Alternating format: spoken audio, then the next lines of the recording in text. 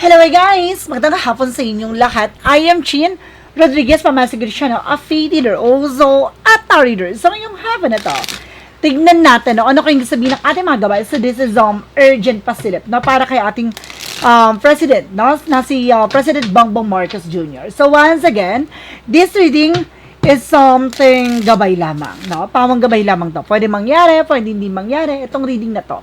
Ito ay pasilip lamang upang masilip yung mga bagay na maaaring maganap or makagilap natin sa energy niya. Para nang sa ganun maiwasan yung mga bagay na hindi kaaya-aya, nang sa ganun magsilbing gabay sa kanya. So guys, tukuyin at tuklasin natin maaaring masasagap natin sa energy niya. So let's see and watch this. And of course guys, don't forget to like and subscribe my channel and hit the bell for more videos update. Maraming salamat sa mga walang sawang pagsuporta sa aking channel. Lalo-lalo nang skip ng ads away pagpalain kayo ng Diyos at may kapal siksik umapaw na biyayang manong balik sa inyo. So let's see guys, what is the messages, advices ng ating angel spirit para sa ating president, si President Bongbong Marcos Jr. Let's see and watch this.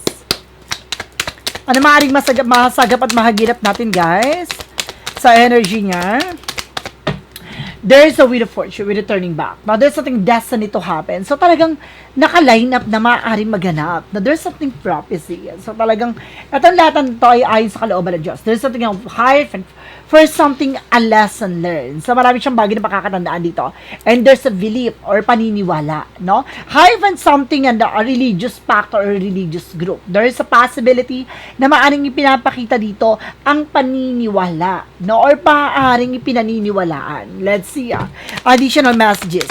So, ibig sabihin dito, merong isang mamamayagpag na isang religious group na maaaring nakatadhana na maitama or maging maayos ang sitwasyon or maaaring tumatak na maaaring ito yung daan, itong religious na to ay parang magiging maganda ang kanyang image, And there's something, the moon card.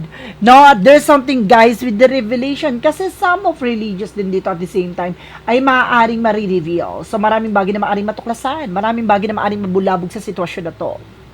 Now, what is additional messages?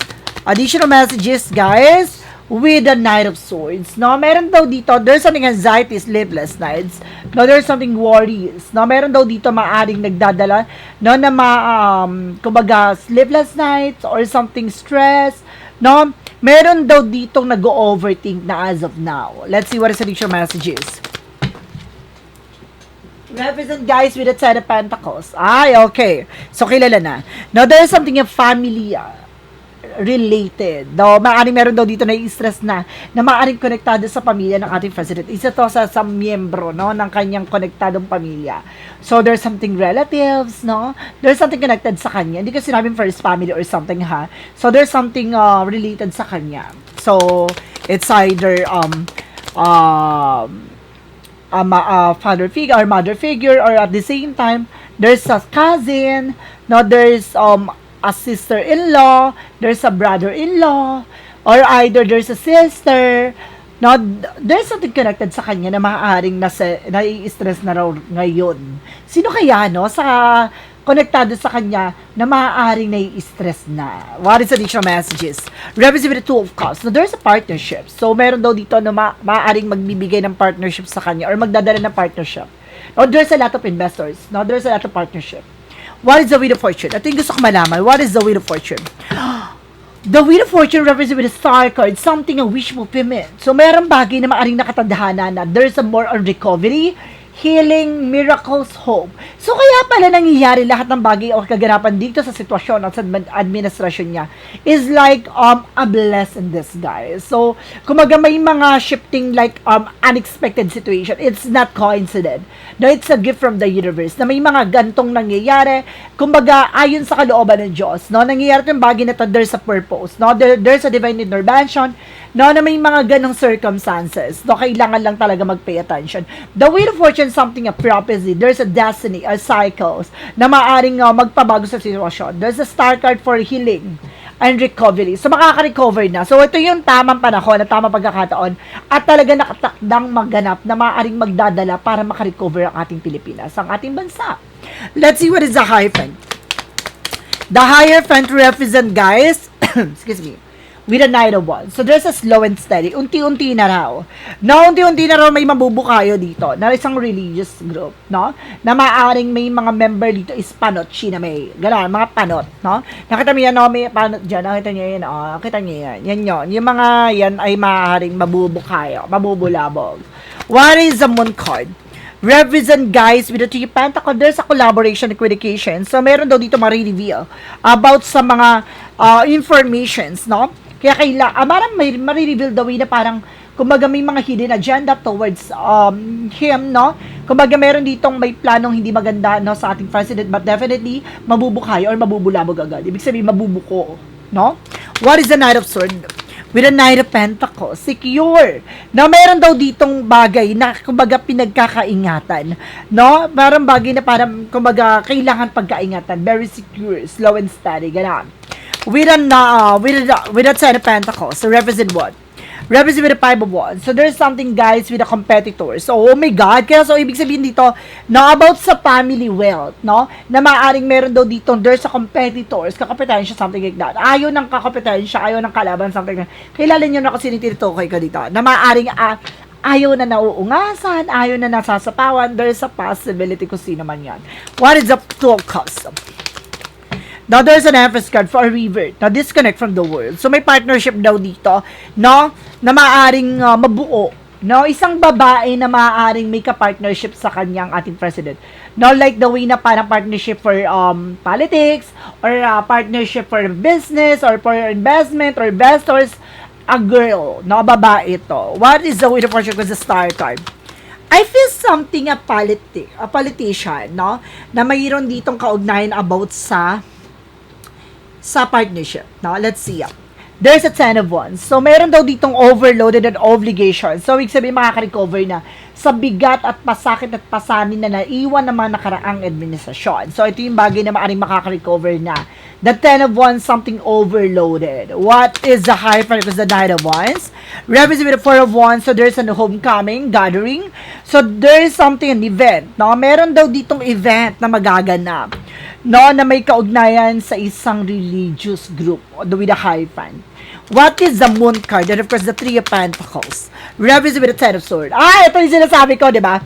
With the Moon card, may mabubukhayo, may mabubulabog. Mayroong revelasyon na malalaman na mayroon ditong kaugnayan na parang there's a communication, transaction, something like that, na mayroon ditong mga nakakasalamuha ang ating president na maaaring, kumbaga, hindi nila alam na mabubuko sila sa kanilang mga ginagawa. Dahil there's a Ten of Swords with the sabotage. Now, there's something, a betrayal. So, maaaring mayroon dito magbibetray sa kanila, or mayroon ditong maaaring sasabotayo, or mayroon ditong kumbaga, tatraidor, no, sa tao na to. Maaaring mayroon, itong tatraidor na to ma-reveal.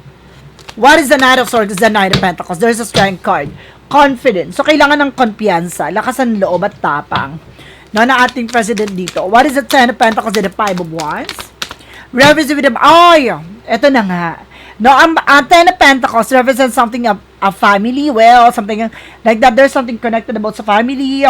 No, there's something a long-term success. No, there's a Five of Wands for complication or competitor. So, ito yung kakompetensya niya about sa, well, ganon. At ito ay there's a magician for manipulator. So, ibig sabihin ito ito yung nagmamanipula. Ito yung tao na to magaling magmanipula. Or ito yung tao na to very controlling, no? Ganon. No, siya yung parang black sheep sa family. Ganon. What is the Two of Cups? Because the Empress card. Represent with the Lovers. Oy. So, meron daw dito, no, na maaaring makipag-partnership na sa ating president na meron daw ditong related sa mag-asawa. No, meron daw dito mag-asawa na maaaring makipagtulungan. Ay, sino kaya to?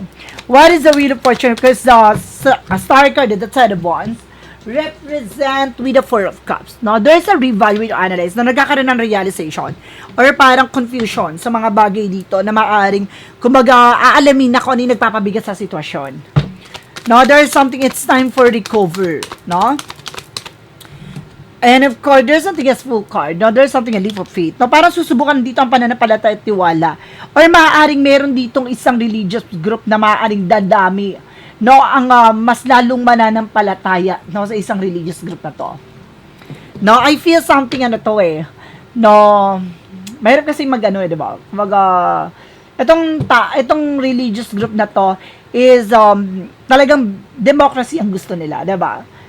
Ganon. What is the moon card? And of course, the Three of Pentacles and Ten of Swords represent the Six of Pentacles. Ay! Itong trader na to na maaaring ma-reveal ay may tungkol sa give and take. No? There's a give and receive. Ibig sabihin may tungkol sa binayaran. No, malalaman dito kung sino itong binayaran na trader na to. Ay. What is the Knight of Swords? Is the Knight of Pentacles and the Strength card. Represent what? With the world. So, meron daw dito. No, na maaaring, there's a trouble, no, with, so, meron daw dito trouble ang ating president. Maging secure lang siya kasi meron daw dito very stressed right now. No, gusto ko malaman kung sino tong Nine of Swords na to. Bago ko mag-additional messages.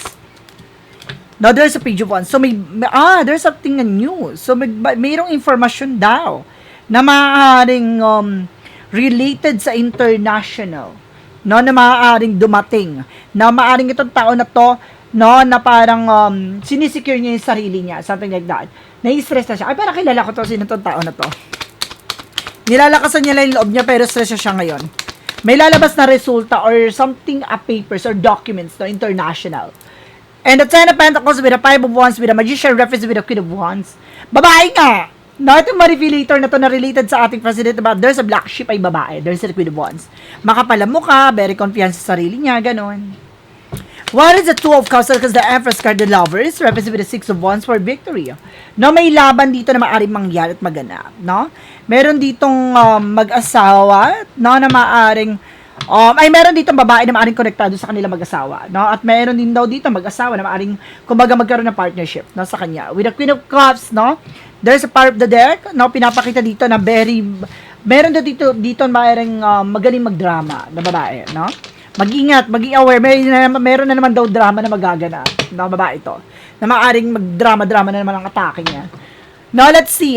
Additional messages. Ano maaaring masagap natin sa energy ng ating president regarding sa kanya administrasyon?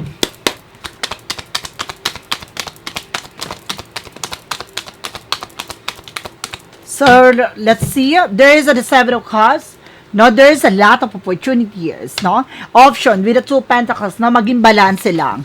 No, and there's a Eight of Swords. Ibig sabihin daw dito, with the toxic and negative, meron daw ditong maaaring maipit, yung nang gugulo. No, meron daw dito with the Seven of Cups by confusion. Or kung maaaring, kumbaga itong tao na to yung nagpapagulo sa sitwasyon, may ipit daw to, ha? May ipit daw to sa sitwasyon kung sino itong nanggugulo na to. Or maaaring sino yung panggulo. No, maaaring siya yung maipit sa sitwasyon. Nasa administrasyon ng ating president. Ibig sabihin, tututok na sa kanya, tatama na sa kanya yung bola, gano'n. No, siya na yung pag-uusapan, gano'n. So, let's see, what is additional messages? Ano maaaring mangyari maganap, no?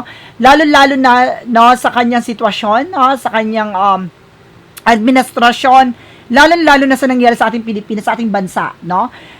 Sa economics, no, sa industrial, let's see. Angel Spirit, please give me information. Ano maaaring masagap natin? With the Seven of Pentacles, there's a harvest time. May harvest moment daw na magaganap, no? And the Knight of Cups, there's a wish fulfillment. So, may mga bagay na maaaring matupad. With the Knight of Cups, there's a lot of proposal. Eh, meron daw dito may maggugas kamay, ha? May nasisense ka meron dito mag-apology, oh. And there's the Queen of Pentacles, no? Meron, there's something protect, no? About sa finance, very, very mature. Gusto ko malaman what is the Queen of Pentacles. Ito babae na to. Gusto ko malaman kung sino itong babae na to. Ay, itong babae na to, na maaaring magugas kamay o gumawa ng eksena ay related do sa tatlong babae. So, there's a spy looking watching. So, ibig sabihin kumukuha siya ng informasyon. So, may mga magaganap dito. There's something babae na very greedy sa power. Oh, katapusan na. There's a death card. Matatapos ang kahibangan nitong babae na to. Now, with the death card, nakatingin na. There's a death card. Something in ending. Okay, gusto ko pa malaman, no, at maaaring maganap pa, no, sa sitwasyon or maaaring sa energy ng ating president, no, sa kanyang mga proyekto or plano. Gusto ko malaman kung magtatagumpay ba siya, may mga extra pa ba, may mga gumagawa pa ba ng eksena, let's see. Let's find out. Now, there's a Five of Pentacles with a Hermit card. Ay! Ibig sabihin dito sa mga project niya or sa mga ano, malalaman na, no, about the Hermit card, something the truth comes out about sa mga financial loss o financial crisis. Matutumbok na raw kung sino tong may pakana, no, para sirain ang administrasyon niya. No, even yung mga project niya, sino yung pinaka mukha at pinakautak ng flood control issues. Ay, malalaman na guys. Matutukoy na. Kung sino yung sangay-sangay na konektado sa kanya, sino itong tao na to na konektado dun sa flood control issues na to, ibig sabihin, malalaman na guys. No? Let's see additional messages. And there is a plan. So there is something, a project or plan. With the Six of Cups, there is a past situation coming back. So meron daw dito about sa nakaraan na maaaring mabulabog, na maaaring kumbaga, makita mula sa nakaraan na maaaring maganap sa kasalukuyan. Ibig sabihin, meron daw dito tungkol sa nakaraan na maaaring ngayon ay pag-uusapan na. Ay, ganon. No? Let's see. No, sa ano naman, sa ating bansa, sa Pilipinas, no? Ano yung maaaring masilip natin tungkol sa season, no? About dun sa mga bagyo, sakuna, trahedya. Ano yung maaaring masilip natin? No? Meron ba tayong pwedeng malaman, maging gabay, ganon? So, there's a vision. May mga divine intervention lang. No? There's a King of Wands, something vision. May mga pasilip, no? And there's a Temperance, so something divine intervention. May mga paalala lang dito na kailangan mag-pay attention. Mayroong mga kailangan malaman at maunawaan with the King of Cups. Very devoted, supportive. So, magiging malakas ang alon. No? Mag-ingat po, lalo-lalo na malapit sa tubig, no, na bahay. Kasi merong ako nasisense dito malakas ang alon or magiging mataas ang alon. Something like that. Additional messages.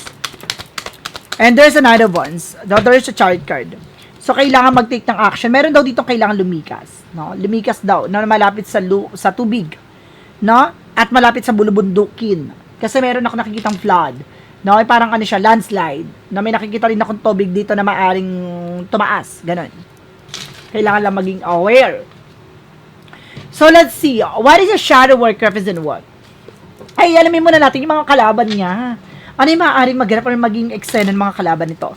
Na ng ating president. Na yung kumakalaban sa kanya, ano maaaring masagap natin? Lalabas na yung resulta. Now, there's a waiting for a result, waiting for a shift. So, may resulta lalabas. Now, there's a Four of Pentacles. Now, meron silang iniingat at pinaprotection nandito about sa finances with a Four of Swords. Something's retro right now. So, maaaring nai-stress na sila tungkol sa mga budgeting. So, mayroon tong kalabot sa mga budget. With the Knight of Swords, bibilis na raw ang takbo ng sitwasyon. So, marami nang matutukoy dito. At marami na talagang mabubulabog. Additional messages. Okay. And there's the justice. There's something justicia, karma. Kakarmahin na raw. O, there's an emperor. So, lalo-lalo na raw tong, kumbaga, a father figure, no? Na maaaring very controlling, no? About sa power. Something like that. No? Kumbaga, kinakarma or kakarmahin pa daw lalo to. No, I feel something atong there's an emperor, something boss, diba? May boss daw dito or mataas daw na maaring kakarma or kinakarma right now. So let's see. So let's see what is additional messages. May matandang lalaki na kinakarma or kakarmahin. What is a shadow work represent what?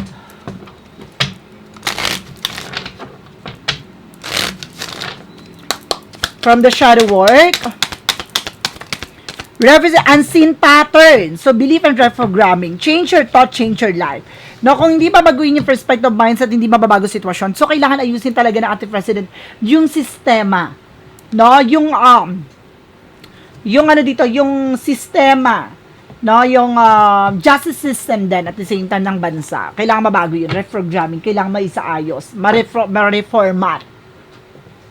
No, clarifying for late situation.